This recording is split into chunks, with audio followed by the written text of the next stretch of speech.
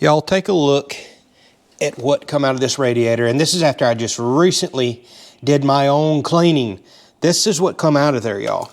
And it was a bunch of this cake dome matted mess right here. You can see where I've just blown it all apart. It's like cardboard, the way all this stuff is mixed together and just made hard stuff. It's just chunks of it everywhere. So welcome back, everybody. If you have one of these 3 or 4 series John Deeres and you're noticing it starting to overheat on you or run a lot hotter than normal, I've just discovered something I want to show you.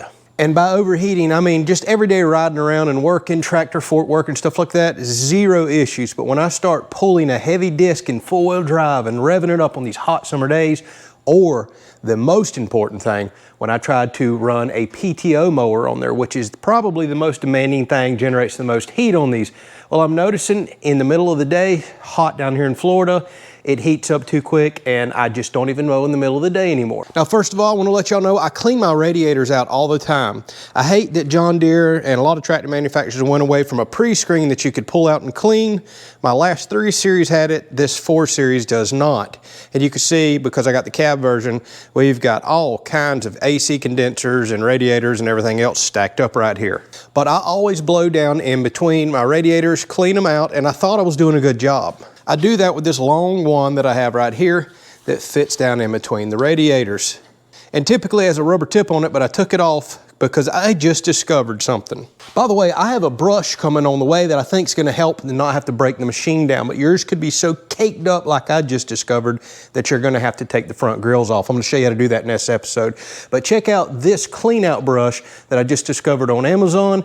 I've got one on the way, otherwise I would show it to you now to where you can get down in between and it cleans out the radiator fins. It's like a brush. So it's going to be almost impossible to show you on camera, but I was just looking down in between, you know, the front couple radiators.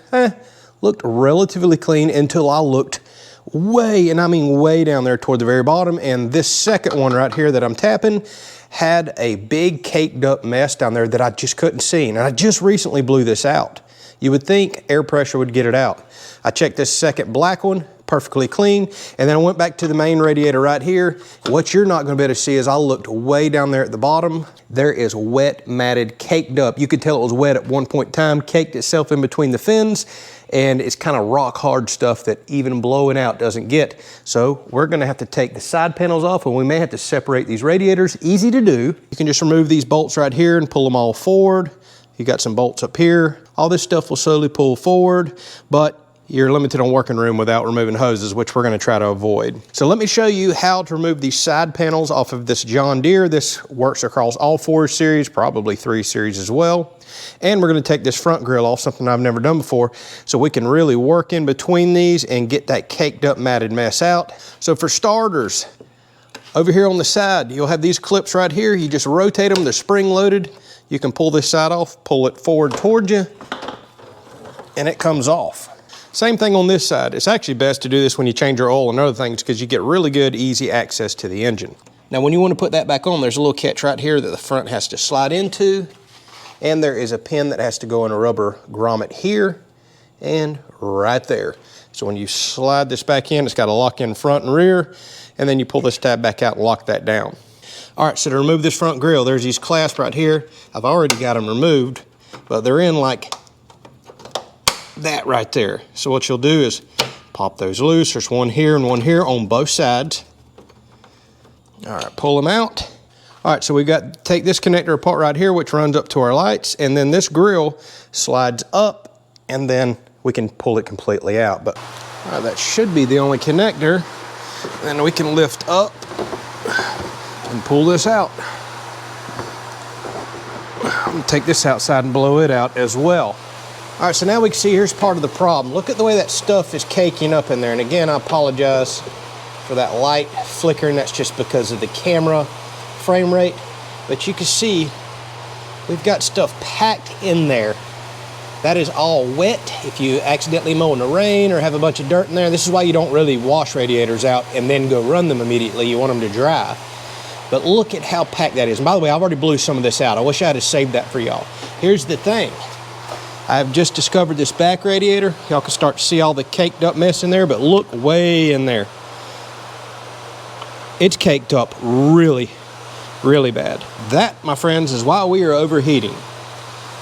So blowing out's great, but removing these side covers looks like it's gonna have to be a once or twice a year at a minimum type of thing to get this cleaned out. So now I'm gonna go through and I'm gonna try to blow all this stuff forward with my little wand.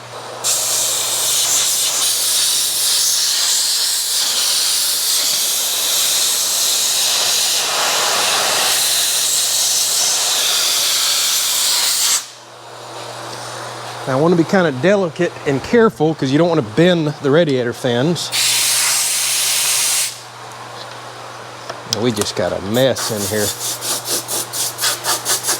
So see, I can't even get it out that way. So we're going to blow it back through this way.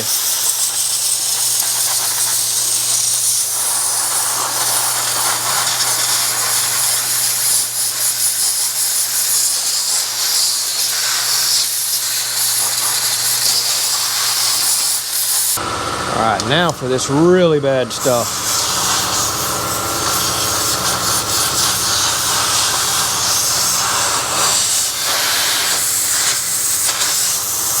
It's also worth mentioning, if you can hear me, you can also blow back in from this side.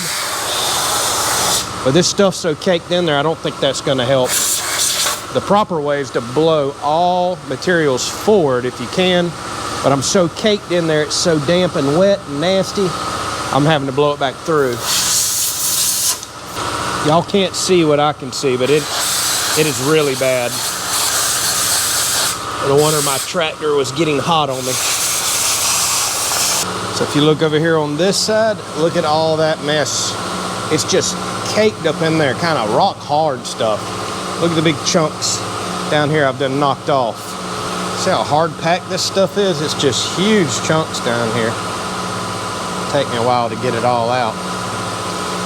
It's just wet, matted up grass that was stuck in that just does not want to blow out. Oh wow, huge piece, and it's just solid. I would love to be able to get it out and show y'all how bad this is. It's breaking apart as I'm raking it out.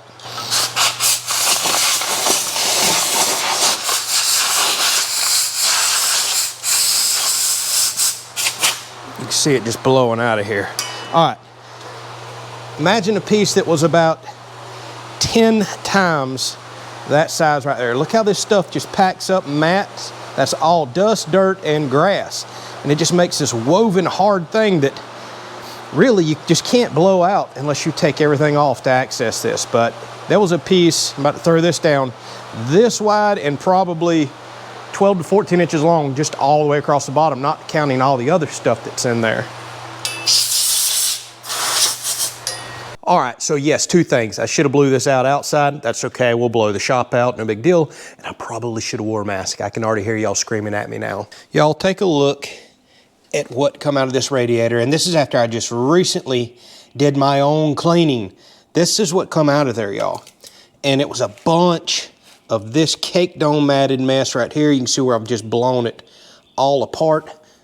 It's like cardboard, the way all this stuff is mixed together and just made hard stuff. It's just chunks of it everywhere. You know, I never had this problem with my last 3 Series John Deere because it had a pre-screen right here, like a woven fiber screen that was like, you know, say right in here, and you could pull it out, I don't remember how, from the side or up top, and it would have the cake no matter, and you'd blow it off, and then occasionally you blow your radiators out, but it just did not really overheat or have any sort of an issue getting hot because that caught everything. I'm really disappointed in John Deere. Couldn't figure out a way to put a pre-screen in one of these, even if it's something flexible that you could pull out and put in here or in between these two. I don't care, anything to protect the back one because it's so hard to get to these. A pre-screen is a must, but I have learned something today. Even though I have been meticulous about blowing out my radiators and taking care of this machine, and it's served me well for years, well, I've just realized now taking the sides off and the front off, as easy as that was, you've seen how simple that was. That's the only way I'm going to clean my radiators from here on out, and I'm going to use a powerful light and really start paying attention to the bottom. The tops looked immaculate, but the bottoms, for some reason, were caked up so bad. I don't know if it's just the way that it pulls in underneath this one right here and gets all up in, but man, that's got to make one heck of a difference. For our everyday viewers, I'll report back. We're about to be doing a lot of field mowing. That's what makes this engine the hottest. And I have avoided for the last year just mowing in the middle of the day because of the heat. I still may experience it because little tiny 4 cylinders that are turbocharged up, well, they just make a lot of heat. Same with car engines and everything else. If you're working them really hard, it's your big naturally aspirated, farm tractors that kind of can handle the heat a whole lot better. These turbos make a hot engine, but they make power too, and it's just a compact package. All right, so hopefully this helps you out. If you've got a 4 Series, I don't even know how the new 3 Series are. I had an older one. Remove the side panels, remove the front. I showed you it's super quick and easy, no tools needed. Get you a long air wand. I'll put a link down in the description to the one I bought. I believe I got it off of Amazon like 8 or 10 years ago. And that brush I think is going to be a key for working a lot of that stuff loose before you blow in there. Then you maybe can blow it out the side instead of having to go through the back like I did. All right, y'all, I thought I would share this with you. No doubt this is going to make this engine run that much cooler and better. I'm so glad I found that.